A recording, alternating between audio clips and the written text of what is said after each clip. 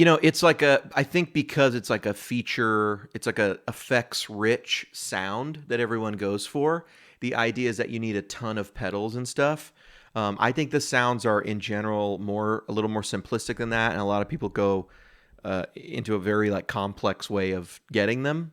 But it's really just a lot of verb, a good amount of delay, a couple subdivisions, some light drive with a telly or a other bright guitar, and you're there. That's about it. I mean, Yeah. that's you know. Yeah. I think there's a few things. There's a few things to that. I think, like I was saying before, there's a stigma to the praise and worship guitarist, and you just kind of said it, not only alluded to it, but yeah, it's the trope of he's the praise and worship guitarist has very little skill. He has a massive rig that's way too much for his skill level. He has tone that's completely affected. You can't actually hear what he's playing. And then, of course, he's so low in the mix that you don't hear any of it anyways. Right. And so it's, and I think, obviously, a lot of that holds true for sure. Do you think the praise and worship guitarist is justly criticized? So you're kind of saying yes. Do you think, like, from my perspective, I totally run into those people. I mean, oh my goodness, you go to Gear Talk Praise and Worship, the Facebook group. Yeah, of course. It's like, if you want to see the most extreme, just like, it's that place is rough. I can't spend much time there. It's I mean, I think. No, I mean, look, there's a lot of people. Look, there's a lot of good players that play on Sunday mornings, And look, and I learned that when I moved to Nashville. I was a little worried when I got out here that, like, was I going to be able to cut it? When I moved out here, and I quickly just realized that, like, a lot of these guys who are on the road aren't that dependable for like Sunday morning gigs anyway, because they go away for so long. So they need people. Yeah. The churches always need people. And maybe they got a couple other guys, but a lot of the times you're playing with people who make their living. I mean, I've played with some of the best musicians I've ever encountered, and they're guys who make their living in the music business: bass players, drummers, guitar players, all sorts of people, and they're just fine helping out every now and then, And so is it? That is the stigma, and I think there is a lot of that. And you see a lot of people say stuff like, "Does this pedal P-dub? Like, does it do P-dub?" As though we have tones that are like so inventive that like they've never been done before, But they haven't. They have been done before. But I also disagree with the assumption that like we all we're doing is rehashing the Edge's tone. And I don't say this to like mock P-dub people. I think that's disrespectful to the Edge. You know what I mean? Like, most people don't get as rockin' as him. And I don't know.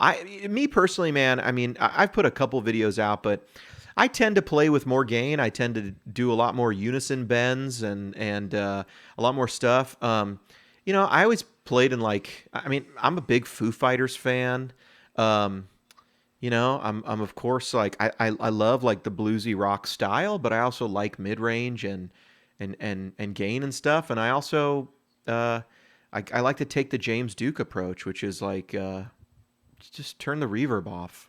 You know what I mean? Like, no one hears it anyway. But he uses a lot of delay, and he uses it in a way that sort of takes the place. These dark repeats that go over each other and stuff. You get what you deserve. Whatever criticism there is, we brought it upon ourselves. So I don't know. Yeah. But listen, how good is David Hislop in his ability to craft? He's an amazing player. A really great part and play the sideman role. And I think what a lot of people don't. I had lunch one time with the guys from J Rocket and Sean Tubbs, and Sean Tubbs is an incredible guitar player. And the joke is, I don't even know if it's a joke. I don't really quite understand all the things behind it, but people often ask him, what's it like being the best guitar player in Nashville, right?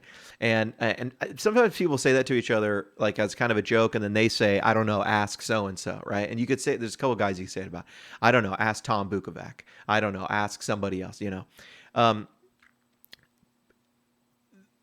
one of the guys at the table, it wasn't Sean, it was somebody else, said, I don't get how you could play that music and like ever hope to be a great guitar player. Like if you like, how could you ever be like Hendrix or something?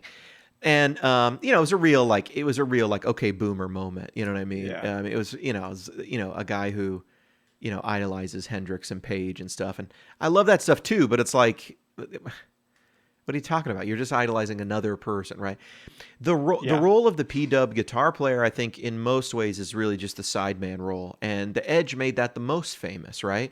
He musically created a sound that really shaped the sound of that band in a way that I don't know. Did he do it more than Brian May? Maybe, maybe not. But he did it in such a way that it became, what he was doing was so noticeable, and it didn't sound like their contemporaries. It was a unique thing, and those guys were doing some incredible stuff. I mean, he would turn his deluxe memory men. He had so many deluxe memory men because they need to be calibrated. They're supposed to be 550 milliseconds at their max setting, but they never are. So the reason he starts some of those songs is because they've got to be in time with him. It's at max setting. That's his dotted eighth. That's now the tempo of the song. And when a unit goes down, they got to get another unit that's about 496. I think in one of those rig rundown videos, his tech says that they always try to get him to 496 or something, 496 milliseconds, which I don't know what that puts the BPM at, if it's a dotted eighth. But that's really an inventive way to go about like creating a sound and being so reliant on that. Are we as reliant on that today? I don't know. On the one hand, Nigel Hedroff has produced some of the most incredible, like great vocal parts or great, melody parts. But has the sound evolved tremendously since early Hillsong? I'm not sure it has. I'm not sure it needs to. I think the evolution has come more from, Bethel has had a sound, and you hear other people coming in. Vibrato certainly made its way in at one point. I don't know. I predict. I don't know. I predict the rotary speaker is the next big thing.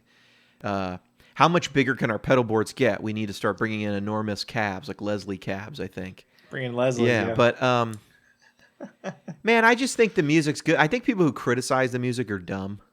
Like that's maybe that's the harshest thing I'll say. I think they're dumb. I think if you openly come out and say like, I wish we had music that was like more interesting musically, then I would just say, then you're not looking. There's a ton of artists that are unique. There's a ton of artists that are writing really interesting music. Like, I don't know, if you're looking for more reformed music, like with really rich theology, there's a guy named Matt Papa who's writing songs which are sung in churches all around the country, and I bet the people singing them think it's 100 years old, or they think it's something like that. And then you have Young and Free coming out with the most like poppy, catchy stuff. Audrey Assad and Matt Maher are probably making some really interesting music in terms of just like they're literally singing creeds at times.